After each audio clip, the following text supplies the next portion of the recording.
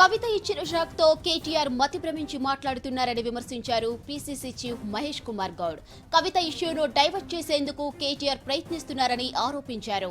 10 ఏళ్లలో బీఆర్ఎస్ చేసిన తప్పిదాలను కవిత ఎత్తి చూపారన్నారు.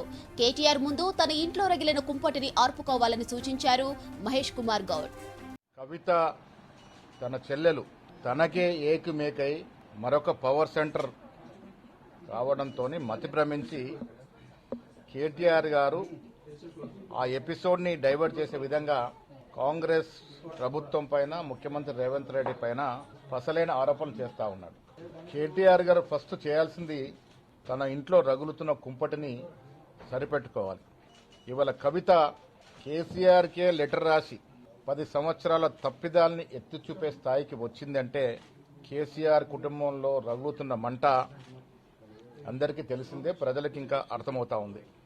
ఇలా అధికారం దిగిపోయిన తర్వాత మా తప్పిదాలన్నీ ప్రజలు మర్చిపోయినారనో, మేము చేసిన అవినీతి ప్రజల మది నుంచి వెళ్లిపోయిందోనని కేటీఆర్ అనుకుంటే అది భ్రమ.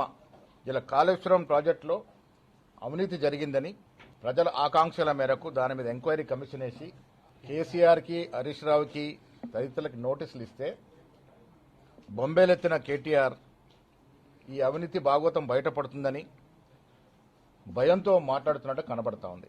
ఇలా కవిత లెటర్ రాసిన ధర్మిల కవిత మాట్లాడిన మాటలు చూస్తే బీజేపీకి బీఆర్ఎస్ పార్టీకి పరిపూర్ణమైనటువంటి లోపాయికార ఒప్పందం ఉందనేది స్పష్టమవుతా ఉంది. కవిత గారు లిక్కర్ కేసులో ఇరికినప్పుడు అమిత్ షా దగ్గరికి వెళ్లి బేరమాడుకొని బెయిల్ వచ్చే విధంగా చేసుకున్న సందర్భం ప్రజలు మర్చిపోలే.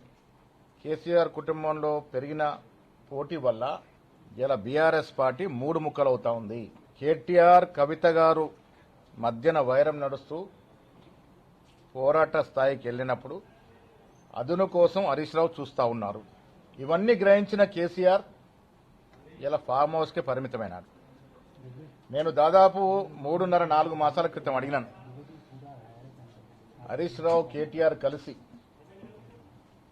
కేసీఆర్ గారిని ఫామ్ హౌస్ లో బందీగా చేసినారన్న మాట చెప్పడం జరిగింది. అది వాళ్ళ వాస్తవం తెలుస్తా ఉంది. కవిత గారి మాటల్లో కేసీఆర్ చుట్టూ దయ్యాలున్నాయని,